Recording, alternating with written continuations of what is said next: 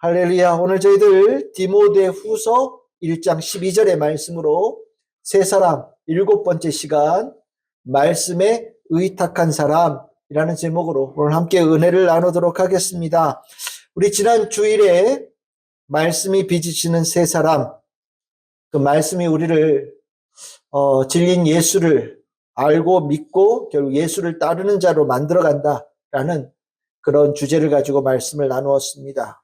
겉으로 보이기에는 변동이 없는 것처럼 보여도 우리 안에 말씀이 들어오셔서 우리 안에 놀라운 충격적인 변화를 이루어 가신다.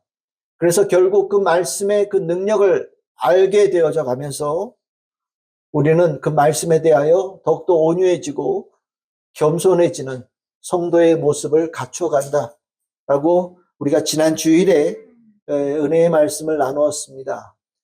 우리 성도는 정말 하나님의 말씀에 대하여서 진심인 사람들입니다.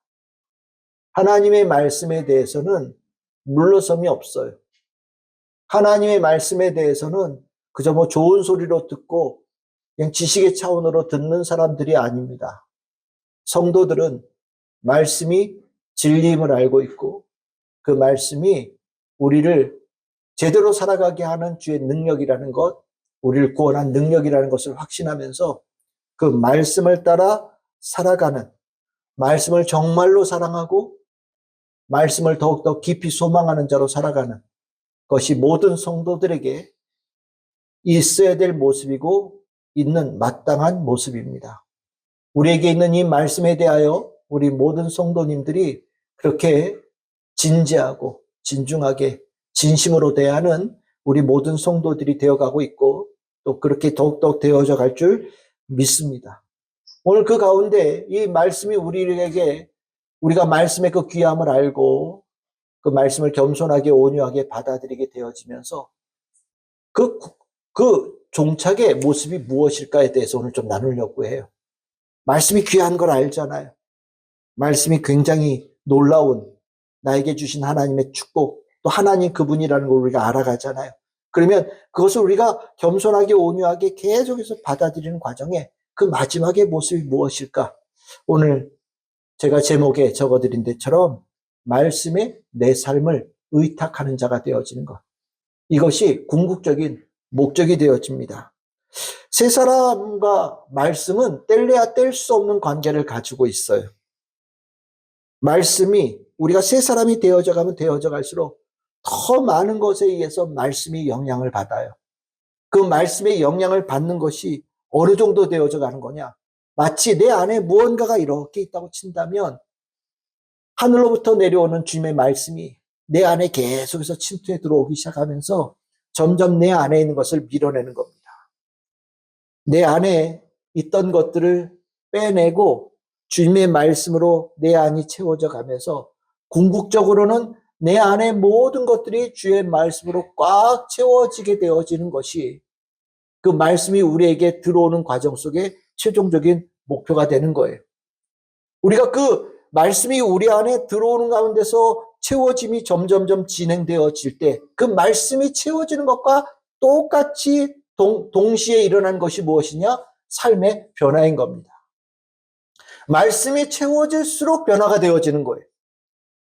내가 이성적으로 뭘 생각하고 내가 무엇을 깨닫고 어떤 책을 읽어서 되어지는 변화가 아니라 이 변화는 우리의 존재에 완전히 새로운 변화이어서 오직 말씀으로 변화되어지는 거거든요. 그러니까 우리가 말씀을 사모할 수밖에 없는 이유는 다른 것으로는 이 변화를 내가 얻을 수 없기 때문입니다.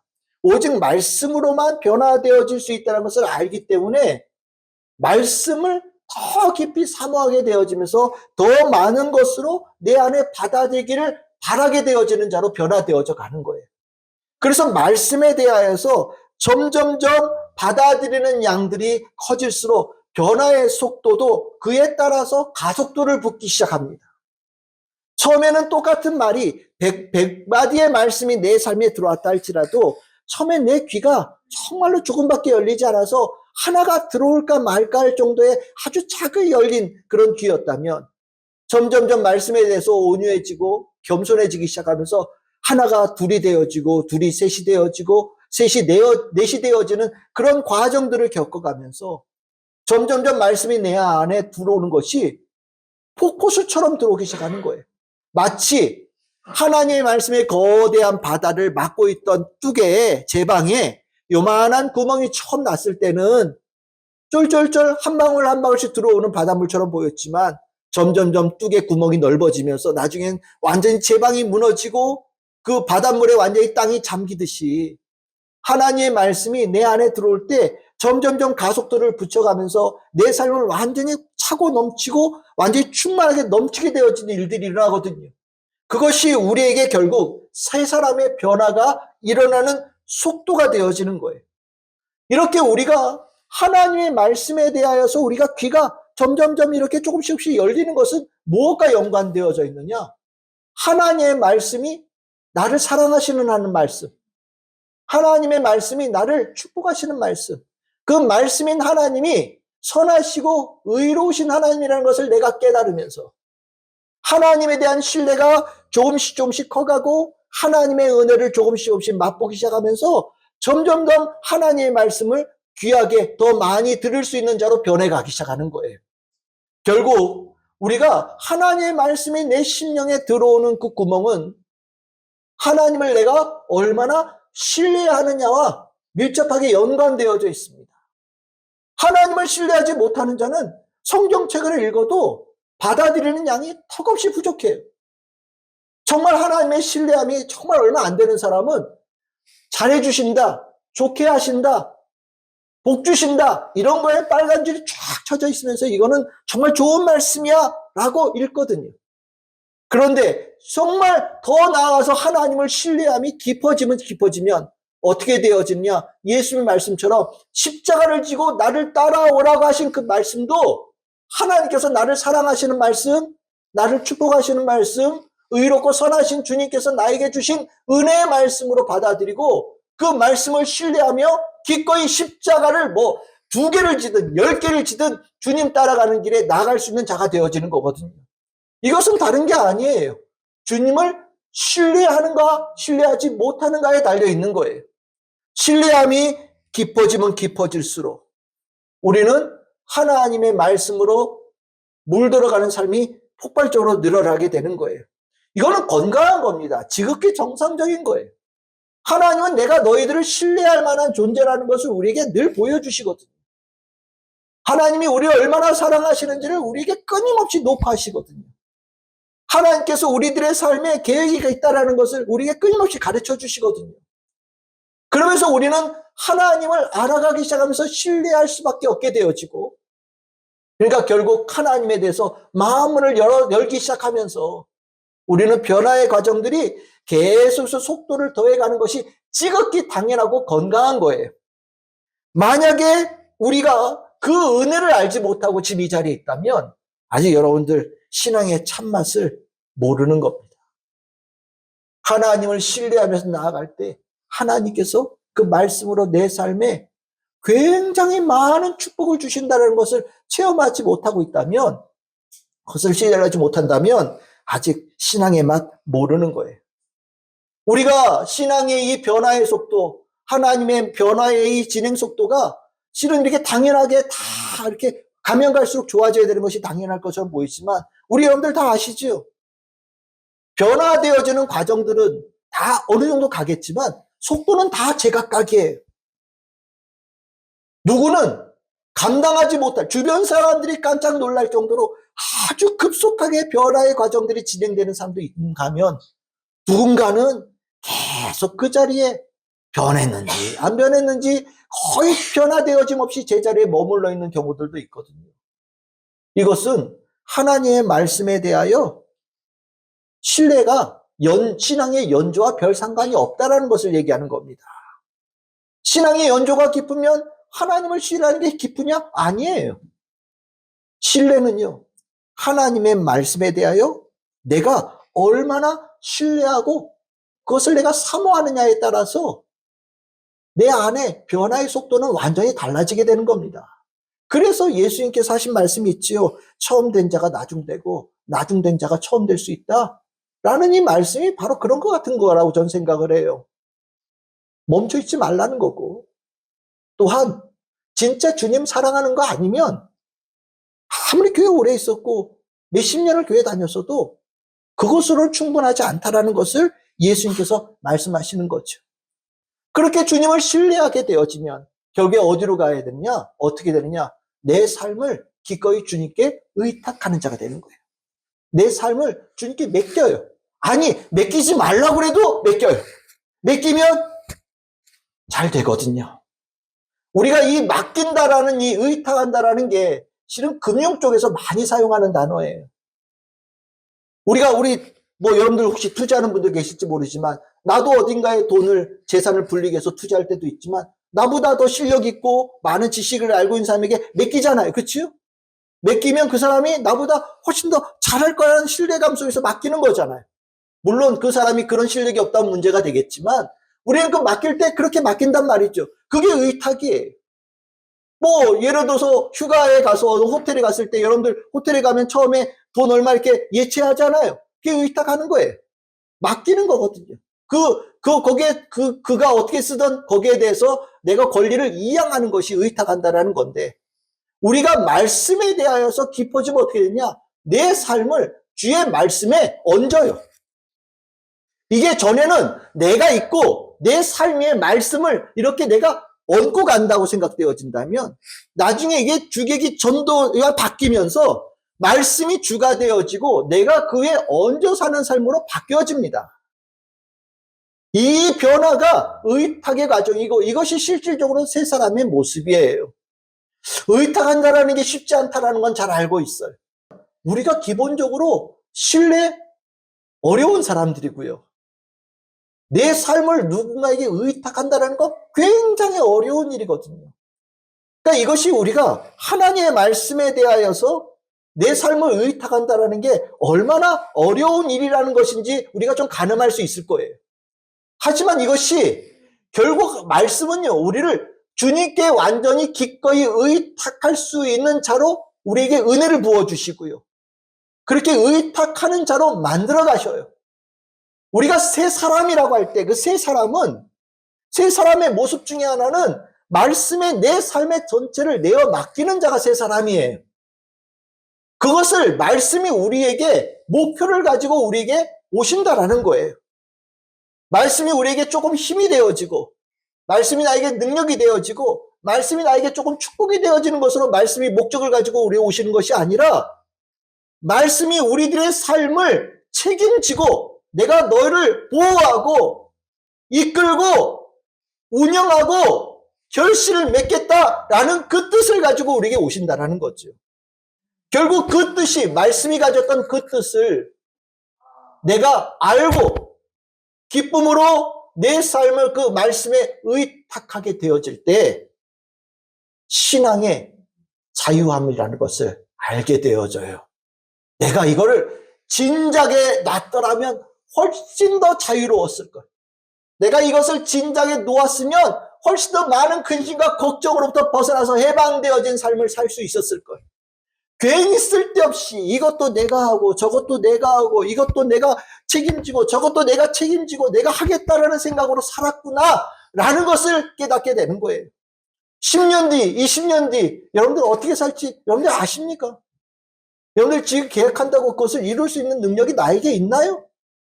나에게는 없어요. 하지만 말씀은 나에게 그럴 계획도 가지고 계시고 그것을 만들 수 있는 능력도 가지고 계시고 그것을 완전히 성취할 모든 것에 권세를 가지고 있단 말이죠.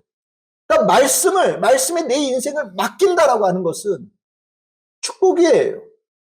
이게 구원받은 자죠.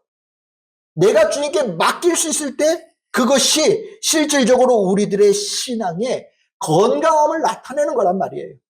우리가 믿음에 대해서 얘기할 때 믿음이 살아있느냐 아니면 잠자고 있느냐 아니면 죽었느냐 뭐 여러 가지로 표현할 수 있겠지만 살아있는 믿음의 한 가지 확실한 것은 말씀에 내 인생을 맡겨요. 의탁한단 말이에요. 주님의 말씀대로 살고요. 그 말씀대로 살 때 의심하지 않아요. 이것이 살아있는 믿음이에요. 그런데 살아있는 것이 비실비실하거나 제대로 서 있지 않고 살아있는 것처럼 보이는 신앙은요, 어려움이나 위기나 힘든 상황에서 말씀대로 따라가지 못하고 자기 생각대로 바로 이탈한단 말이에요. 그거는 살아있는 믿음이 아니에요. 우리 많이 보잖아요. 어려울 때 내 안에 무엇이 들어있는지가 바로 나오거든요. 위기의 상황 속에서 내가 무엇으로 살고 있는지가 다 나오거든요. 진짜 살아있는 믿음의 사람들은요, 말씀으로 살아가는 것을 선택하고 그 길을 가요. 그게 하나님께 의탁한 자가 되어졌다는 표식이고요. 하나님께서 우리에게 원하시는 신앙인의 모습이에요. 성경에 이 얘기가 얼마나 많이 나오는지 몰라요.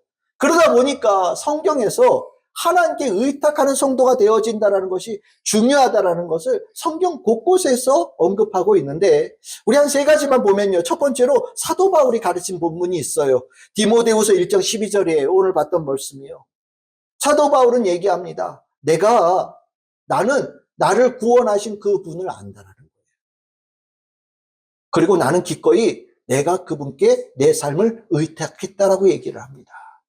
의탁을 하니까 무엇을 할 수 있느냐? 어떤 고난이 와도 뚫고 나아갈 수 있는, 고난과 상관없이 살아가는 자가 될 수 있다라고 고백하고 있는 거예요. 우리 고난이라는 게 뭐예요? 내가 가던 길이 중단되어지게 만드는 게 어렵고 고난 아닙니까? 우리는 어려움 앞에서 다들 두려워해요. 이것이 끝이 아닐까라는 생각들을 갖는단 말이죠. 그런데 하나님께 의탁한 자는 달라요. 내 삶을 의탁한 자는 달라요. 나는 멈춰도 말씀은 앞으로 달려가시거든요. 모든 것을 뚫고 가시거든요. 그러니까 바울은요, 내 힘으로 살았다면 난 여기서 진작에 멈췄을 거야.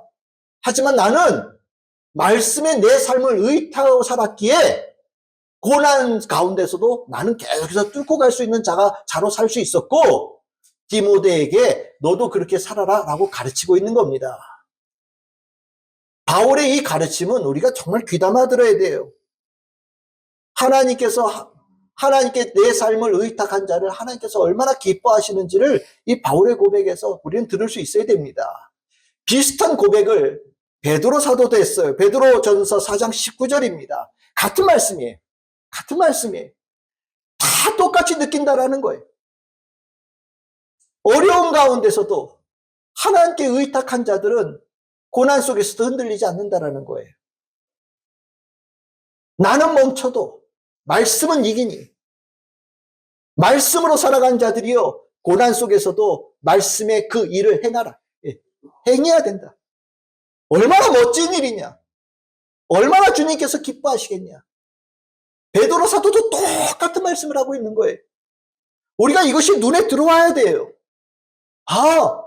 내가 하나님께 내 삶을 의탁하는 이것이 내 바람이어야 되는 거구나. 내 꿈이어야 되는 거구나. 내 소망이어야 되는구나.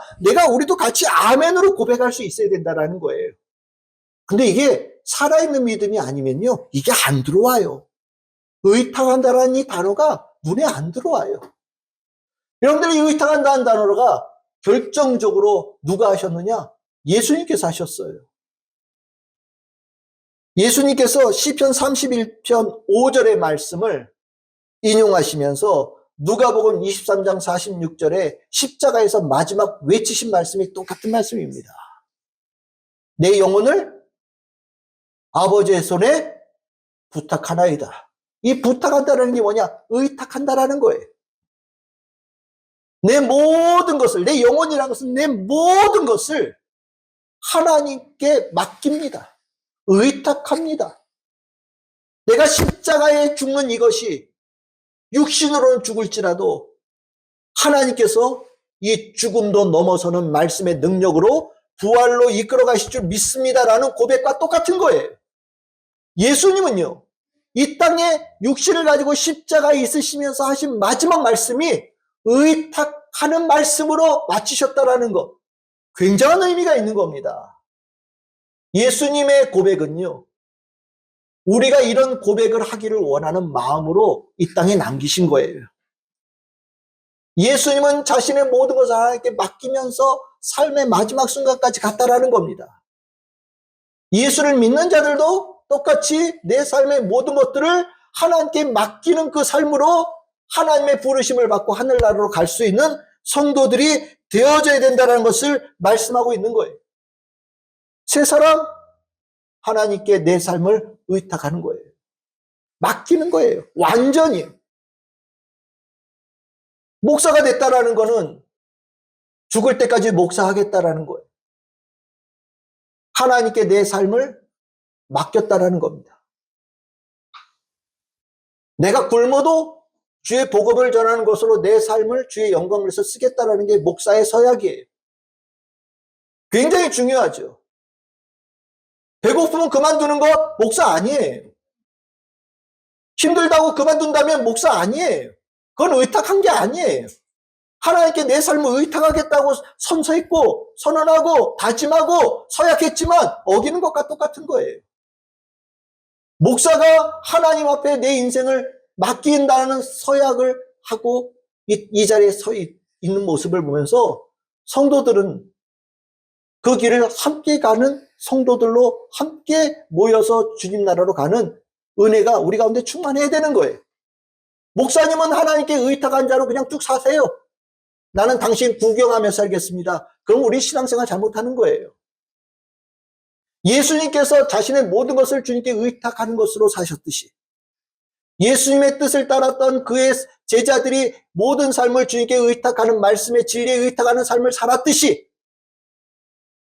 그 뒤를 따라가는 모든 사역자들도 그 각오를 가지고 살아가는 것이고 예수를 믿는 모든 자들도 그렇게 살아가는 거예요. 결국 하나님께 의탁하는 것에 대해서 문제가 생긴다면 만약에 그것이 내 신앙의 목표라는 것을 알지 못하고 산다면 그건 신앙을 잘못하는 겁니다. 세 사람은 의탁하는 것이 온전해질 때 내 삶의 모든 것을 기쁨으로 주님께 의탁하는 것이 가능해지고 그것을 실행해 가면서 세 사람의 그 은혜가 무엇이고 축복이 무엇인지를 깨닫게 되는 거예요.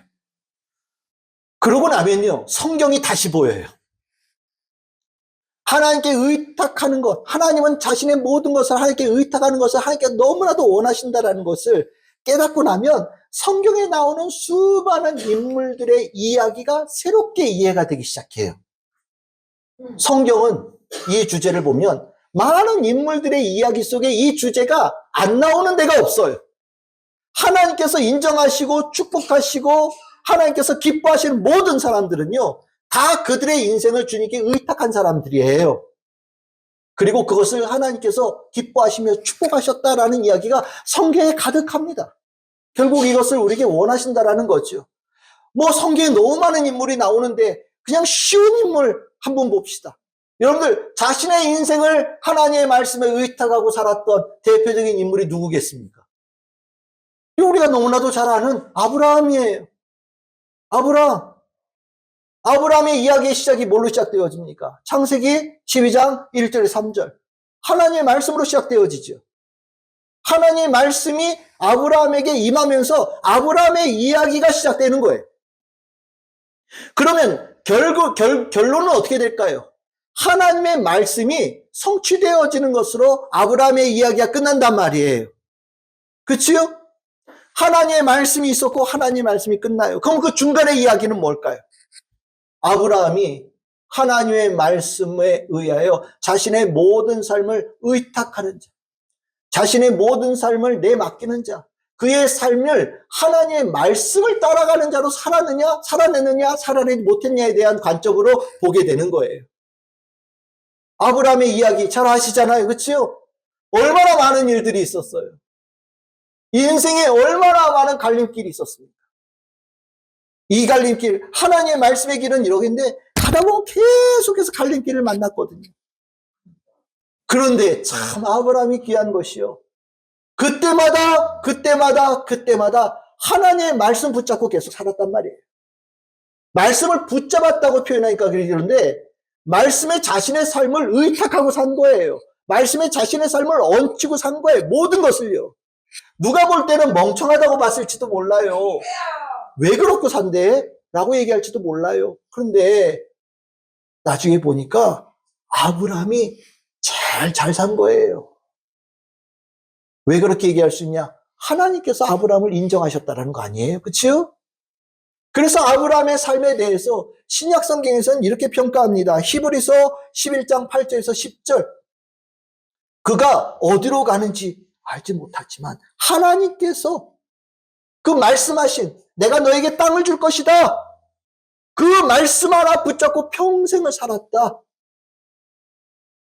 그래서 뭐라고 그러냐? 믿음의 사람이다라고 얘기하는 거예요. 그렇죠? 그리고 나서 이 아브라함의 삶을 사도 바울은 이렇게 평가합니다. 로마서 4장 20절에서 22절이에요. 우리 다 같이 한번 읽어봅시다. 시작. 믿음이 없어 하나님의 약속을 의심하지 않고 믿음으로 견고하여져서 하나님께 영광을 돌리며 약속하신 그것을 또한 능히 이루실 줄을 확신하였으니 그러므로 그것이 그에게 의로 여겨졌느니라. 아멘. 우리 로마서 우리 다루면서 좀 계속 이 말씀 나누고 있잖아요. 사도 바울은 그리스도인들은 아브라함처럼 믿음의 길을 따라가는 자다라고 얘기를 하고 있어요. 아브라함의 그 믿음의 길은요, 주의 말씀에 자신의 삶을 완전히 의탁한 삶을 살았다라는 거예요. 근데 그러고 났더니 결과가 뭐였냐? 하나님께서 그를 의롭게 여기셨다. 최고다 이런 거예요. 잘했다라는 겁니다. 멋지다라는 거예요. 모범이다라고 얘기하는 거예요. 그래서 우리가 표현하죠. 아브라함을 어떻게 뭐라고 표현합니까? 믿음의 조상이다. 조상이 뭐 제일 먼저다라고도 표현할 수 있지만 모범 중에 모범이라는 거예요. 저렇게 살아야 된다라는 거거든요. 모델이라는 거예요. 다른 게 모델이 아니에요. 자신의 삶을 완전히 하나님께 의탁하였더니 불가능한 것도 이루어지는 역사가 일어나더라. 하나님께서 그에게 뜻하신 바가 이루어지는데 생각한 것보다 너무나 아름답게 펼쳐지더라. 하나님은 하나님께 의탁한 자를 이렇게 축복하신다는 것을 성경에서 말씀하고 있는 거예요. 그러면 아브라함 너무 쉬운데? 그렇죠. 또 들어볼까요? 또 두 번째 들을 수 있는 사람이 누구냐면 갈렙이라는 분이에요. 갈렙. 여러분들 갈렙은요. 등장이 뭘로 시작되어지냐면 12정탐꾼 명단을 쭉 나오는데 그 중에 한 명으로 처음 등장해요. 민수기 13장 6절 유다 지파에서는 여분네의 아들 갈렙이다. 여시 가문인가 봐요. 여분네래요. 그렇죠? 여분네의 아들 갈렙이라는 이름이 처음 등장해요. 그냥 12명 중에 한 명이에요. 뭐 특별하지 않아요. 그냥 12명 중에 한 명. 그런데 이 사람이 12명 중에서 특별한 사람으로 갑자기 확 올라가는 일이 생기죠. 그게 뭐냐면 가나안 땅을 정탐하고 난 다음에 보고회가 열렸는데 보고회 자리에서 갈렙이 용기를 내서 하는 그 말이 완전히 다른 거예요. 민수기 13장 30절. 다들 안 된다라고 얘기를 할 때 갈렙이 모든 백성을 조용하게 하고 이르되 우리가 곧 올라가서 그 땅을 취하자 능히 이기리라 라고 그 앞에서 권면하고 그들을 이끌어가기를 원합니다. 아니 같은 거 맞잖아요. 다른 정탐군과 똑같은 걸 본 거예요. 가서 안악자손 키가 이만큼 크고요. 성벽은 너무너무 두껍고 너무 높고 이미 방비가 너무너무 잘 되어 있는 땅이에요. 들어가서 이길 수 있는 길이 전혀 보이지 않는 것. 다른 정탐꾼처럼 갈렙도 똑같이 본 거예요. 그래서 다른 얘기하는 거예요. 그럼 왜 그렇게 똑같은 것을 봤는데도 다르게 얘기할 수 있었을까? 그가 심령 속에 하나님의 약속, 하나님의 말씀이 먼저 들어있었기 때문이에요. 우리 눈으로 봐서는 안 되는 거예요. 하지만 하나님께서 여기까지 이끌어 주셨잖아요. 출애굽시켜서 광야를 통과해서 이제 다 온 것처럼 보이잖아요. 여기까지 오셨던 이 못은 하나님의 말씀으로 여기까지 온 것이고 가나안 땅에 들어가는 것도 하나님의 말씀으로 들어가는 거고 그 땅을 점령하는 것도 하나님의 말씀으로 되어진다는 것을 갈렙을 알았기 때문입니다. 그래서 이 앞에서 이렇게 얘기하는 거예요. 이것이 뒤에 민수기 14장 7절에서 8절에 이렇게 얘기합니다. 하나님께서 주신다고 말씀하지 않으셨느냐. 나는 그거 하나면 충분했다. 나는 그 말씀 믿고 들어갔으면 좋겠다. 들어가야 된다고 생각한다. 저들의 얘기를 듣지 말고 우리 이스라엘 백성들이요. 하나님의 말씀에 우리들의 모든 삶을 의탁하여서 가나안 땅으로 들어갑시다 라고 고백하고 있는 거거든요. 근데 여러분들 아쉽게도 이 말 안 들었죠, 그치요? 갈렙은요, 하지만 하나님의 말씀에 의탁하는 자가 어떤 사람인지를 명확하게 보여준 사람이에요. 갈렙의 이 모습은요, 잠시 잊혀졌다가 성경 저 뒤쪽에 또 한 번 등장합니다. 여호수아서 14장이에요. 자그마치 45년이 흘러서 45년이 흘렀어요. 아까 그 정탐꾼 보고회가 40살이었는데 지금 85살이 된 거예요. 85살이 돼가지고 그 땅을 분배하려고 하는 그때에 갈렙이 나섭니다. 제가 45년 동안 하나님께 주신 말씀 붙잡고 지금까지 살았습니다. 그때 하나님께서 이 땅을 나에게 주신다고 약속하셨습니다. 나 그 말씀 붙잡고 45년을 이제까지 힘있게 살아왔습니다. 때가 되었으니 내가 그 땅 들어가게 해주세요. 그 땅 차지하게 해주세요. 명확하게 얘기해요. 갈렙은요, 평생을 하나님의 말씀에 자신의 삶을 의탁하고 그 말씀 하나로 살아온 사람이라는 걸 명확하게 보여주는 거예요. 완전 멋지죠? 45년. 다들, 형제들, 친구들, 동료들 다 광야에서 사라지고 여호수아하고 딱 갈렙 2사람 남았는데 말씀 딱 붙잡고 그 자리까지 온 거예요. 그러면서 여호수아 14장 10절에서 12절 내가 아직 강건합니다. 내 안에 말씀이 충만하고 말씀이 아직도 내 안에서 충만하고 죽을 때까지 말씀이 나를 이끌어갑니다. 나는 내 삶에서 주의 말씀이 결실 맺는 것을 나는 반드시 보기를 원합니다. 나는 반드시 하나님께서 나를 통하여서 그 땅에 주의 뜻이 주의 말씀이 이루어진다는 것을 믿습니다. 고백합니다. 그러면서 이 산지를 내게 주소서라고 담대하게 선언하죠. 이게 주님께 주님의 말씀에 삶을 의탁한 사람이 하는 고백이에요. 이걸 주님께서 원하신다라는 거예요. 하나님께서 얼마나 기뻐하셨을지 여러분들 눈에 선하지 않습니까? 그리고 나니까 바로 이어서 여호수아 14장 13절 14절 여호수아가 엄밀하게 하나님께서 여호수아를 통하여서 갈렙을 축복합니다. 그리고 헤브론이 얼마나 중요한 땅이에요. 아브라함이 헤브론을 중심으로 움직이면서요, 헤브론이 나중에 자기 아내 사라가 죽었을 때 장지로 삼았던 그 땅이에요. 하나님께서 땅 주시겠다는 약속의 성취가 이루어진 자그마한 땅이지만 그 땅의 시작이 되어진 것이 헤브론이거든요. 근데 그 헤브론 땅이 누구 차지가 됐다고요? 갈렙 차지가 됐다. 갈렙의 후손의 차지가 되어졌다. 왜? 어떻게 돼서? 그의 삶을 하나님 말씀에 온전히 의탁하고 살았기에 이 축복받았다라는 것이 성경에서 우리에게 가르치고 있는 거예요. 얼마나 귀감이 됩니까? 하나님께 의탁한다라는 건 이런 축복이 있는 거예요. 그러니까 두려워하지 말고 주님께 내 삶을 맡기라는 거예요. 죄는 하나님에 대하여서 의심하게 만들고, 죄는 하나님에 대해서 불신하게 만들고, 죄는 하나님께 등 돌리게 만들고, 죄는 하나님의 말씀을 계속해서 밀어내는 자가 되게 만들지만, 하나님의 말씀을 신뢰하며 나아갈 때 변화가 이루어지는 사람들은 이 하나님의 말씀이 내 삶을 온전히 의탁하게 되어지는 자가 되는데, 그것이 어렵지 않게 된다라는 것을 우리에게 가르쳐주고 있는 거예요. 이것 말고도 얘기가 너무 많아요. 모든 이야기가 다 이렇게 해석될 수 있어요. 이렇게 말씀을 주신 이유는 우리가 그렇게 살아가기를 원하시기 때문에 주신 말씀 아니겠습니까? 그러면 여러분들 성경 참 재밌는 게 꼭 대조가 일어나요. 한 사람은 하나님께 의탁해서 잘 됐단 말이죠. 그럼 그 이야기 안에 반대되는 사람이 꼭 나올 거 아니에요. 그치요? 하나님의 말씀에 의탁하지 못한 사람들 꼭 나오죠. 그치요? 기가 막혀요. 이야기가 그냥 되어진 이야기가 아니란 말이에요. 다시 돌아가 봅시다. 아브라함은 하나님의 말씀에 의탁하여서 살았어요. 그러면 그 반대되는 사람은 누굴까요? 조카 롯이지요. 똑같이 출발했잖아요. 똑같이 출발해서 가나안 땅까지 왔단 말이에요.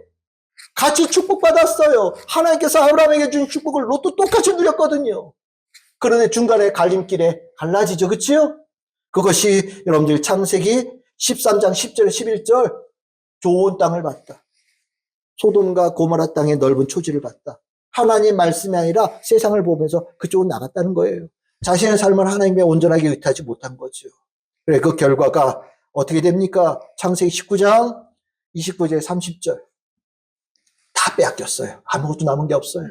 지금 그 뒤에 이야기가 시원찮란하잖아요. 뭐 포로로 끌려가기도 하고 뭐 얘기들 나오죠. 그치요? 자기는 잘한 거라고 선택했는데 완전히 인생이 망가졌단 말이죠. 나중에 남은 게 없어요. 아내도 죽었어요. 두려움이 충만해져가지고요. 어디 거할 수도 없어요. 동굴에 가서 숨습니다.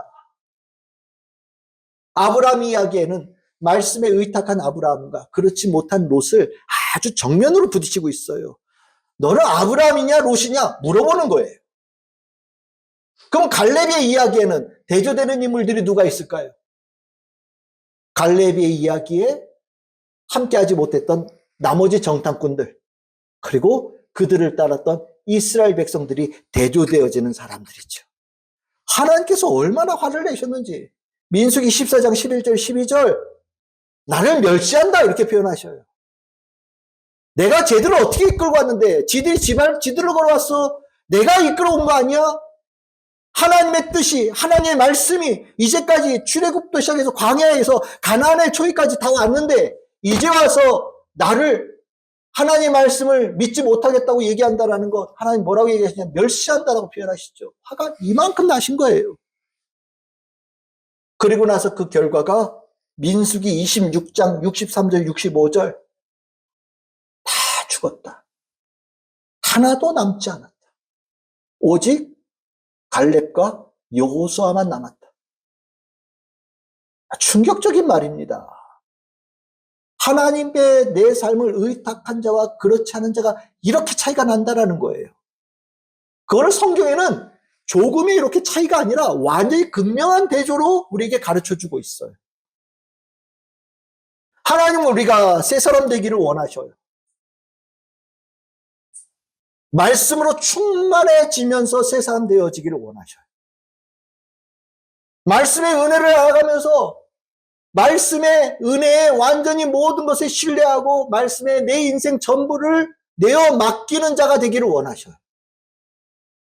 그것이 성경에서 우리에게 가르치시는 바고 성경에 나오는 모든 인물을 통하여서 우리에게 보여주시는 바고 오늘 이 시간에도 말씀으로 우리에게 은혜를 주시는 이유고 성령님을 통해서 오늘 이 시간에 우리를 변화시켜가는 중요한 방향이란 말이죠. 얼만큼 의탁하고 계십니까? 내가 얼마만큼 더 빠른 진행의 변화로 하나님의 말씀을 의탁하는 자로 변화되어지고 있습니다. 이것은 주님의 초미의 관심사예요. 말씀을 주실 때마다 기대하시는 거예요. 우리에게 은혜를 베푸실 때마다 기대하시는 거예요. 우리를 축복하실 때마다 기대하시는 거거든요. 우리에게 바라시고 있어요. 어떠십니까? 여러분들 어떻게 되고 계셔요? 우리가 살아있는 믿음, 다시 한번 강조하지만 살아있는 믿음은 완전히 의탁하는 거예요. 하나님을 완전히 신뢰하며 완전히 맡기는 거예요. 그게 살아있는 믿음이에요. 저는 2025년 우리 참 즐거운 게 모든 성도들이 이 살아있는 믿음, 내 삶을 주님께 의탁하는 것이 좀 더 깊어지고 좀 더 넓어지고 좀 더 온전하게 되어지는 성도들 되기를 바라요. 성경에 나와 있는 인물들의 축복받은 모습이 우리 성도들에게 동일하게 역사하기를 저는 소망합니다.